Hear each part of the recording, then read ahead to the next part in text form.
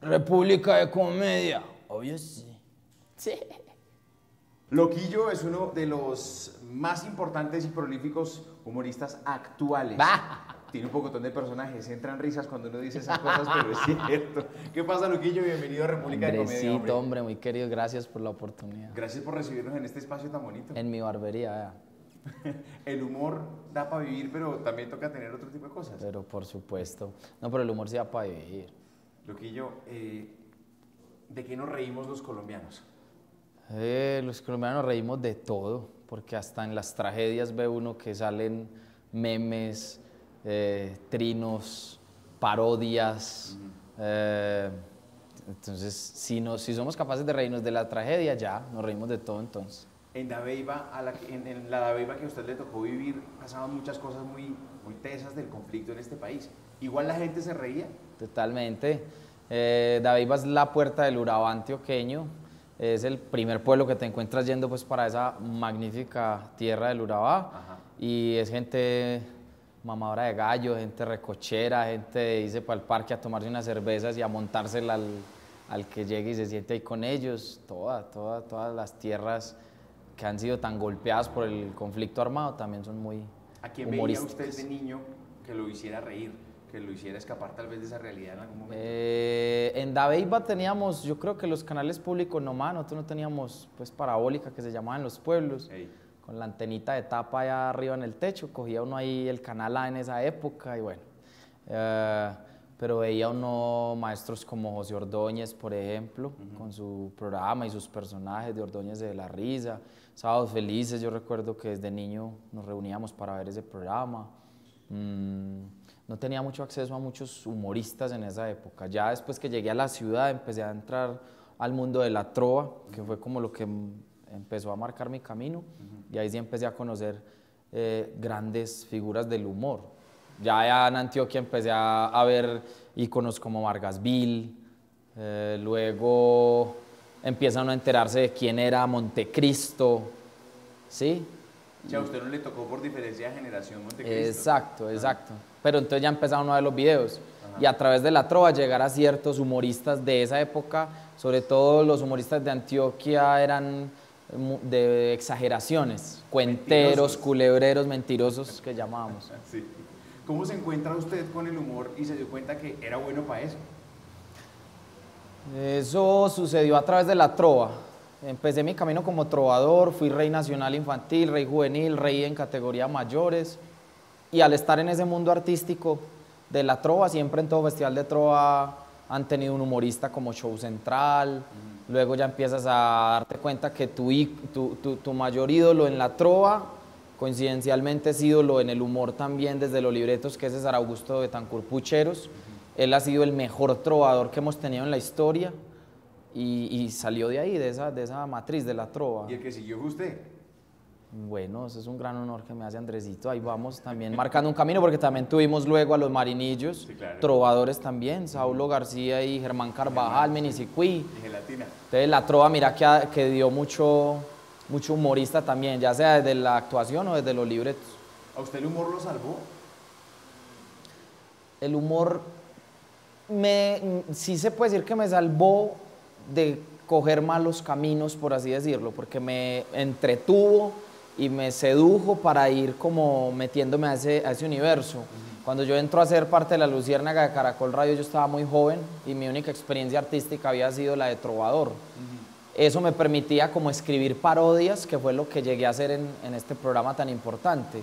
Entonces sí, digamos que sí me trazó de entrada un camino artístico. Otra de sus facetas como humorista es imitar. La primera imitación suya fue la del soldado... El soldado Domínguez. ¿Cómo nos cambia la vida? Sí. Alma bendita del soldado Alma Domínguez. ¿Cómo le dieron la oportunidad de imitar? Bueno, conté siempre con la suerte de tener jefes y directores que me cogían cariño y confiaban en que lo que yo improvisara o pudiese hacer con un micrófono abierto iba a ser bueno o decente. Le dije a Hernán Peláez, tengo la imitación de ese soldadito, y no lo pensó dos veces, hágale, escríbanle un libreto y que lo haga hoy en el programa. Lo hice, fue un éxito, la gente reaccionó muy bien, yo me sentí cómodo. acto seguido, entonces, bueno, ¿qué más puedo imitar? Ya vinieron imitaciones como la de alias Karina, La de Robledo. la de Robledo, luego ya me aventuré un poquito más, hice un Maluma y fue exitoso. Buenísimo. Alias Popeye, y ya cuando estaba ahí como imitando dije, bueno, pero no quiero quedarme en la imitación, entonces empecé a crear personajes. Siempre me ha inquietado mucho el tema de proponer algo diferente, algo nuevo. Y ahí creé un personaje que en esa época fue bueno para el programa, que era Twitter Pam. Luego creé Sebas el universitario, el oyente, y esos personajes míos se empezaron a convertir en arandelas importantísimos dentro de ese engranaje que era la Luciérnaga, que ya la gente pedía esos personajes incluso más que las mismas imitaciones. Entonces, así me fui como trazando el camino. Paso a paso. ¿Qué significa que un imitado le escriba a uno y le diga me encanta su imitación, como le pasó a usted con Popeye, por ejemplo? Exacto, ya estaba yo en Voz Populi de Blue Radio imitando a alias Popeye, cuando a través de Instagram me escribió. En primera instancia vi como que era la cuenta que decía Popeye la leyenda, yo creí que era algún fanático de él. Luego cuando entro y veo que está verificada la cuenta, pues me di cuenta que era él y me asusté, porque lo más posible era que me estuviera amenazando o advirtiéndome que no lo hiciera, que no lo hiciera caer en ridículo. Ajá. Y nada, abrí el mensaje y era él felicitándome por la imitación tan chistosa y que se reía mucho con eso. Luego me contactó, me llamó, me dijo que le enviaban audios de la imitación de todas partes del mundo. Indiscutiblemente ese señor tiene seguidores en todo el mundo. Ajá. El tema del sicariato, el narcotráfico, extrañamente seduce a mucha gente. Es apasionante. Sí. Las mafias siempre son apasionantes. Exacto, entonces le enviaban audios de todas partes del mundo y cuando me contactó le dije, bueno, pues qué bueno que le guste, señor. Yo estaba muy asustado por esos días porque mucho baboso escribía en redes como, hey, no se meta con Popeye, se está metiendo en un problema, no se busque lo que no le ha perdido. Y curiosamente, el directamente implicado de la imitación estaba feliz. Y me dijo una frase que la he replicado en todas las entrevistas y me parece muy, muy bella. Y es cuando me dijo, siga haciendo reír a un país que yo hice llorar. Entonces eso es muy validador. Cuando un personaje nace, ¿cómo se crea un personaje? Porque la inquietud, más allá de ya sé trovar, ya sé imitar, ahora quiero crear personajes. Crear personajes es fácil, lo difícil es crear un personaje diferente, porque ahí es donde está el gran riesgo de que no guste. Somos muy temerosos con lo diferente, con lo nuevo. Si tú analizas, la mayoría de los comediantes cuando van a crear un personaje siempre caen en espacios que ya están conocidos, testeados y que ya sabemos que funcionan. Entonces, el gay, exacto. Entonces, ahí es donde la mayoría tienden a construir un personaje regional, ya sea boyacense, ya sea paisa, ya sea rolo, ya sea costeño, porque sabe que va a la fija, hay una identificación. Lo difícil es crear un personaje que sea extraño para todos y que a todos les termine gustando. Como el oyente. El oyente nace de una llamada que recibí yo equivocadamente, pues recibí una llamada, era un señor quejándose, me pegó una vaciada y después de que me pegó la vaciada preguntó que con quién hablaba. Y yo, pues señor, habla con Loquillo. Y entonces, ¿a quién le paso o qué? Entonces páseme a alguien con quien me pueda quejar, pues ya se había quejado conmigo. Entonces dije, este es un personaje. Claro. Todas las emisoras, todos los programas siempre van a tener un señor que sagradamente escucha el programa, pero no le gusta. Y no le gusta, pero está ahí conectadísimo. Entonces el señor me dijo que llevaba toda la vida escuchando a la Luciana, que le parecía un colmo lo que estaban diciendo de yo no sé qué, no me acuerdo. Y tenía una voz, era un señor paisa, un señor de por ahí del eje cafetero. Entonces dije, ese es un personaje. Y creé el oyente, que era ese oyente que llamaba a pelear con todos, a criticarlos a todos, pero siempre pegado al programa. Y hay una identificación, pero de otra manera. Ya no es por cómo hablan, sino por la esencia del personaje, que la gente o es ese personaje o conoce a alguien que es como ese personaje. Y el tema musical, Rasta Cuando es una locura y es un señor que hace reggae, que juega con las palabras así como usted lo hace en la vida normal y corriente. ¿Cómo nace Rasta Cuando y por qué hoy es tan importante? Bueno, cuando empecé en el programa Muy Buenos Días junto a J. Mario, que en paz descanse, estuve un año haciendo improvisación, pequeñas rutinas de humor que terminaban en piezas musicales, porque es lo que me ha caracterizado más que todo, el humor musical.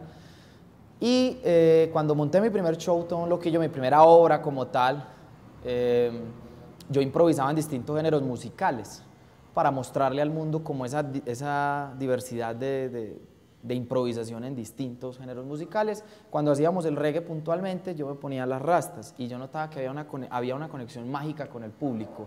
Por alguna extraña razón empezaron a surgir estos ademanes, estos movimientos, y había algo, los dichos. Vienen de amigos míos. Mi mejor amigo es Juan Pablo Martínez, que hoy en día es uno de los creativos que trabaja conmigo y viaja conmigo. Y él traía todos esos dichos de barrio de Medellín, estaba recién llegado a Bogotá, el obvio sí, el no, Entonces luego investigo un poquito más y me encuentro el bendito amor, entonces lo junto con el bendito amor padre y empieza a nacer un léxico propio de Rastacuando. Y cuando improvisaba con Rastacuando en reggae, antes de que fuera Rastacuando, simplemente una improvisación en reggae, la gente se conectaba muy rápido con eso. Y decidí personificarlo por completo para llevarlo a la televisión. Lo hice, lo llevé el primer día, conté con un gran partner de humor que era J. Mario, la tenía muy clara para hacer ese ping-pong del humor. Y yo no sentí que hubiera pasado nada más allá de algo que hicimos ahí chistoso. Cuando volví a los 8 días, ya el video en Facebook llevaba más de 1 millón de visualizaciones. A las 2 semanas ya lo estaba compartiendo Willy Colón, ¿me entiendes? Que fue el primer famoso que compartió un video de Rastacuando. Nunca me he encontrado a ese señor y el día que me lo encuentre va a ser muy bonito poderle decir, ¿usted se acuerda que compartió una vez un video? Ese era yo.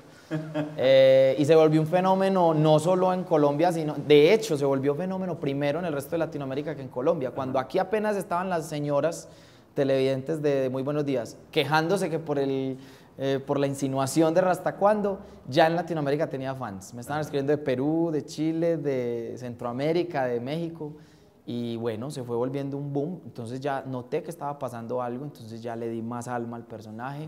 Me di cuenta que el tema de las canciones de doble sentido, que es un tema muy tradicional de Antioquia. Exacto. Si te vas a las canciones parranderas que le llamamos nosotros, encontramos que hay muchas de doble sentido, pero ya era traerlo con un lenguaje más universal, que era el reggae.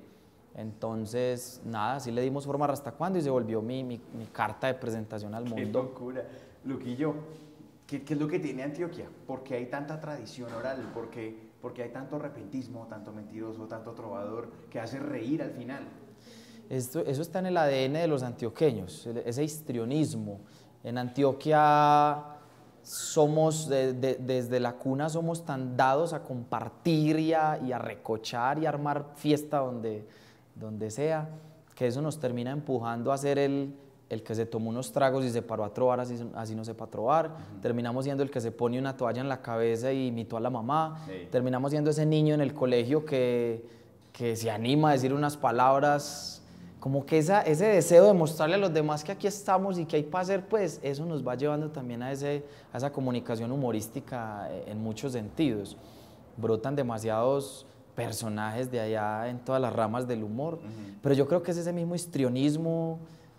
Te vas a una empresa en Medellín o en Antioquia y encuentras que hay 2 o 3 tipos ahí trabajando en un cubículo, en una oficina, súper divertidos, súper parchados, súper talentosos.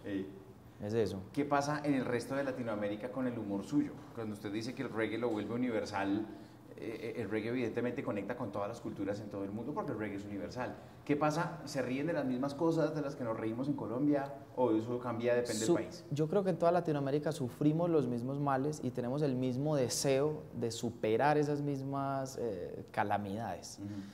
Ya depende del humorista cómo quiere comunicarse con el mundo. Yo siento que, y lo decía el otro día conversando con un colega, todavía pensamos muy chiquito. Nosotros aquí en Colombia, muchos humoristas una vez hacen un video viral, se quedan ahí y ya de ahí no salen porque saben que eso funcionó y le hablan a su comunidad nada más. Cuando yo empecé a ver que de toda Latinoamérica me escribían y entendían a Rastacuando y conectaban con sus juegos de palabras, entonces comprendí que ya debía dejar de hacer juegos de palabras netamente colombianos o regionales para empezar a hacer juegos que abarcaran la mayor cantidad de países. Por ejemplo, ¿se acuerda de alguno? Sí, claro. Por ejemplo, cuando tú hablas de Besapitos, que es una canción de una chica que cuando se emborracha no ve estrellitas, sino que ella en su borrachera besa pitos. Besa pitos brincando por todo lado, pero besa pitos, entonces te das cuenta que la palabra pito es entendida en la mayoría de público de habla hispana, ¿cierto? Ajá, sí, claro. Ahí ya hay un... Mucho más que en Colombia, es más. De hecho, más que en Colombia, pero que en Colombia también la van a entender, ¿me entiendes? Claro. Cuando empiezas a jugar con ese tipo de palabras, ya no estás hablándole solamente a tu región, ya le estás hablando al mundo. Y hoy en día, a cualquier país que voy, me piden ese tipo de canciones porque las entienden en todas partes. O cuando hago una canción para Costa Rica que se volvió un fenómeno y me valió ir a Costa Rica a hacer un show con 3000 personas, de las cuales había 200, 300 colombianos, el resto eran ticos. Ticos totales. Cuando hice una canción a la tica, que era pensándote tica, queriéndote tica, besándote tica, ya le estás hablando es al mundo, ¿sí? Ya no le estás hablando a tu región. Entonces, digamos que ahí está el éxito de Rastacuando puntualmente. Detrás de eso, yo he ido adaptándome a que cada rutina que haga hable de temas que convoquen a la mayoría de masas de público hispano, sobre todo, por lo mismo. Porque si yo salgo mañana y hago un chiste que tenga que ver solamente con David Antioquia, pues yo mismo me estoy cerrando los límites, ¿no? de mi comedia. Usted hizo humor político, hace humor político todavía en Voz Populi y pues sí, el programa de la tarde en Voz Populi. ¿Cuál es la diferencia entre el humor ese cotidiano sabroso que usted nos está contando con sus personajes y las imitaciones y el humor político que da de comer todos los días? El humor político es coyuntura, el humor político pues, imagínate tú, la política es un lenguaje tan difícil todavía para el pueblo y nos cuesta tanto, porque es que el problema es que cuando haces un chiste de algo cotidiano, te burlas de la suegra, pues no va más allá de sacarte una risa, pero cuando haces contenido humorístico sobre la cantidad de dinero que se acaban de robar de las EPS, hay un dolor ahí que no sana del todo y que la risa es como ese antídoto, le llamo yo, como, juepucha, y sabemos que sigue pasando y sabemos lo que nos cuesta. ¿Y que va a seguir pasando? Exacto, entonces obviamente el humor político tiene un valor muy importante porque es metérsele en la llaga al pueblo. ¿Eso no es distraer de lo que está pasando realmente? O sea, la gente no se queda con la imitación y con la risa y se distrae de lo que realmente pasó con las EPS, por decir algo. Se distrae, pero también se informa. Programas de humor político para una persona que no lee un periódico o que no tiene acceso a un medio digital para enterarse de que ayer en el Congreso aprobaron una ley así, así. Cuando lo ve a través de un chiste o lo escucha a través de un programa radial, se distrae, pero al mismo tiempo se informa y al mismo tiempo le están haciendo en la carita como decir, supo lo que pasó ayer, no. Entonces es un despertar un poco más ameno, pero a una realidad muy, muy, muy trágica, muy dura. Es necesario, es absolutamente necesario como para no hundirse en esa amargura de la corrupción, de la inseguridad, de tantas cosas que duelen. ¿Qué le ha dolido a usted contar con el humor? ¿Qué me ha dolido? Contar con el humor. Lo primero es que, lo que más me ha dolido es que no entendí esa pregunta. Yo no soy tan inteligente como los otros que usted entrevistó, Andrés. Usted entrevistó a gente muy letrada que lee, yo soy una caspa, Pero usted es una caspa muy bien informada y eso es una cosa muy loca que uno sea tan joven y esté tan bien informado y que además tenga la responsabilidad de contarle a la gente las cosas con humor cuando la gente no se informa. Hay cosas cuando uno, por ejemplo, cuando haces humor sobre la situación de La Guajira y estás de cierta manera con una canción cómica contándole a la gente que hay niños muriéndose de sed o de hambre en La Guajira, ¿cierto? Sí. Pero una vez lanzas el contenido, después llegas a la casa y ves a tus hijos y te das cuenta que a ellos no les falta nada y que tienen ahí comida y que acabas de informar que yo no sé cuántos niños se murieron de hambre, eso es teso, ¿me entiendes? Claro. Es teso, es como que... Pero también es la impotencia de que no puedes hacer nada más allá de generar la semillita de, hey, tratemos de hacer algo, por lo menos no sigamos eligiendo a los mismos. Exacto. Sino que se volvió tan difícil y más ahora con las redes sociales, todo el mundo tiene voz y voto, todo el mundo tiene poder y todo el mundo es crítico y todo el mundo es experto en algo. Ajá. Yo acabo de poner un trino en Twitter, yo no soy de meterme mucho en mis cuentas personales con política, porque ya entendí que esa es una pelea que no quiero casar. Y que nunca se gana. Sí, entonces hay gente que crea personajes para ese formato. Twitter Pan de hecho tuvo cuenta en Twitter y opinaba. Exacto, él sí opinaba porque fue creado y estaba metido en eso. Yo como loquillo no quiero casar esa pelea, no quiero. Mi responsabilidad va a través de mis shows, de decirle a la gente, mire, estamos mal y tenemos la posibilidad de cambiar. Pero acabo de poner un trino y digo, hey, ¿qué tal si no votamos esta vez por un apellido, por alguien que en su familia heredó el turno de ser alcalde o presidente o senador, y empezamos a darle la oportunidad a otros que están ahí, que a pulso llegaron ahí y que por lo menos parece que pretenden proponer otra cosa. No, me vinieron encima. Es que no es cuestión de apellido, y entonces me vinieron los de Venezuela también. Mire, por estar votando por ideas diferentes que nosotros estamos como estamos, no cometan el mismo error. Nunca es una buena pelea la de la política en redes sociales, entonces es un tema que también uno aprende con el tiempo, como de que comuniquemos, hagamos humor y dejemos eso quieto. ¿No es una tentación hacer humor político, aunque sea con los personajes? Siempre. Usted, de hecho, tiene un personaje que hace campaña política. Yo tengo un político en mi actual show, Dejen el Show, se llama el Dr. Severo Cuervo, y de cierta manera es como de mostrarle en escenario a la gente por quién está votando y a quién está eligiendo. Y es tan cínico que él, por ejemplo, para decir que no se avergüenza de admitir que fue pobre y miserable como ustedes, porque eso me permite mirarlos a los ojos y hablarles de tú a tú, y la gente se caga de la risa. Claro. Pero ahí ese señor les está diciendo, ustedes son unos pobres miserables, ¿sí me entiende? Ajá.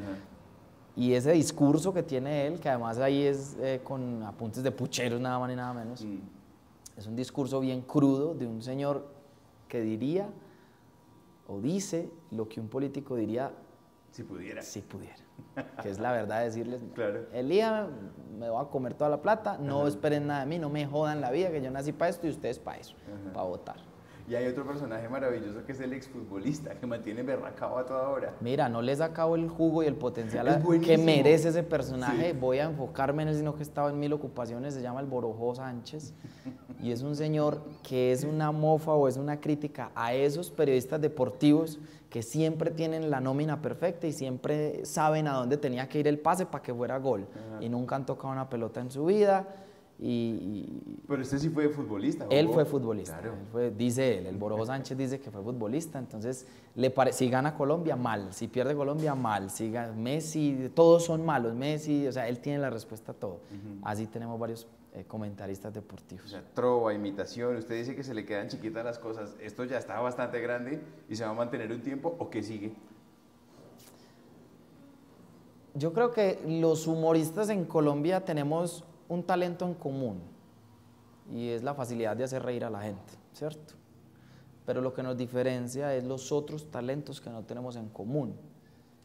Yo me considero muy afortunado de poder tener varias herramientas en mi portafolio para lograr ese fin que es el de hacer reír. Yo sigo explorando mis capacidades que me han llevado a aprender un poco de la imitación, así como improvisador, como trovador, y eso lo evolucioné a la improvisación musical como tal, lo que me permite improvisar en distintos géneros musicales. Hoy me encuentro con un rapero y me siento a rapear, me encuentro con un contrapuntero llanero y hacemos contrapunteo. Por lo menos me permite explorar cada vez más esas herramientas. ¿Qué sigue? Ir condensando todas esas herramientas hasta llegar a un producto muy, muy único. Digamos que uno se va diferenciando de los demás en la medida en que puede usar todas esas capacidades. No todos los humoristas se dan el lujo de decir que improvisan reggae, sí. ¿Me entiendes? O que pueden tocar con una banda y hacer música en serio, como el caso de Rastacuando, que ya está... con los Rolling Ruanas, además. Imagínate, nació con los Rolling Ruanas. Sí. Está invitado a los premios de la radio en Dallas ahorita en un par de semanas, en unos premios de música. Obvio, sí. Y va a estar él cantando una canción. Eso es muy bonito. Entonces voy a seguir explorando. ¿Qué sigue? Seguir explorando, seguir perfeccionando y seguir condensando y engranando todas esas herramientas para lograr un producto muy, muy único. Última, antes de irnos, usted hablaba hace un ratico del ping-pong de J. Mario, pero usted ha pimponeado con muchos grandes. Sí. ¿Qué rico es pimponear con quién? ¿O cuál es la diferencia de pimponear con Peláez, con Jorge Alfredo, con J. Mario? Yo he estado con unos monstruos de la radio, de la televisión, y ese es un disfrute muy rico, de poder hacer humor con un partner que te hace la segunda y te recibe y te contrapregunta y hace el pase de gol para que tú lo remates. Que si tú analizas las grandes figuras de la comedia a nivel mundial han tenido un partner. Sí, siempre. Incluso Cantinflas detrás de cámaras tenía su partner para crear humor. El Chespirito siempre buscó su Kiko, su Don Ramón, su dónde descargar y recibir. El gordo y el flaco, ¿me entiendes? Entonces, cuando estuve en radio, de manera exquisita lo sabía hacer Hernán Peláez, porque Hernán Peláez tenía la capacidad o tiene la capacidad de estar diciendo una cosa, pero transmitiéndote con la mirada otra de hasta dónde podemos estirar el chiste y dónde lo frenamos. Ajá. Y eso para el oyente es mágico, porque él no está viendo la cara que está haciendo Peláez. El que está aquí escuchando un programa de radio de Hernán Peláez solo escucha cuando él dice, no señor, no diga eso, pero a los que estamos en cabina vemos que él está diciendo, deme otro poquito. Eso es muy bello, muy mágico. Y J. Mario tenía la particularidad de que él era genio también para el humor. Era un tipo que también tenía su vena humorística, entonces sabía dónde iba a rematar el chiste, pero se hacía el que no, entonces siempre jugando que es una de las leyes de la impro, por ejemplo, del teatro improvisado. Yo estoy aquí para que brilles tú, y en la medida en que los dos estamos en ese rol, pues brillamos los dos. Eso lo aprendí de los improvisadores, claro, de teatro. Siempre ese estatus de yo estoy acá es para que brille usted. Y si estamos todos en esa misma dinámica, pues todos brillamos. Todos brillamos. Entonces yo estoy para usted, yo estoy para usted, yo estoy para usted, yo estoy para usted. Ajá. ¿Me entiendes? Que eso nos cuesta mucho a los humoristas de humor, en general los que contamos chistes o nos acostumbramos tengo el apunte siempre. Nos cuesta tanto cuando vamos a hacer impro teatral, que ese es otro mundo, otro universo. Que uno cree que tiene el tiro que es. Mágico, porque tu cerebro siempre está jugando yo cierro esta conversación con el tiro brillante, lo tengo aquí. Andrés me da papaya y me dice tal palabra, ¡bum!, se la pongo. En la impro teatral no. Ajá. En la impro es la no negación, el de no tener el afán de ponerme por encima tuyo, sino todo lo contrario. Pues en esa medida imagínate lo que alcanza a subir la espuma de la comedia. Pero sí, Hernán Peláez, J. Mario, Jorge Alfredo, otro gran partner con el que he trabajado, César Augusto Londoño, con quien trabajé en el Carrusel Deportivo. Luego también me encontré a Gustavo Gómez, que también aprendió mucho de nosotros, porque él era un periodista rígido, serio, y llegar a una bandola como la de la Luciérnaga cuando llegó y era como, venga, fresco, y él también empezó a entender esas dinámicas del humor. Y es un gran monstruo de la radio también. Entonces, no, yo he estado en unas escuelas increíbles. Loquillo, gracias. Muchas gracias a ustedes, muchas gracias. República de Comedia.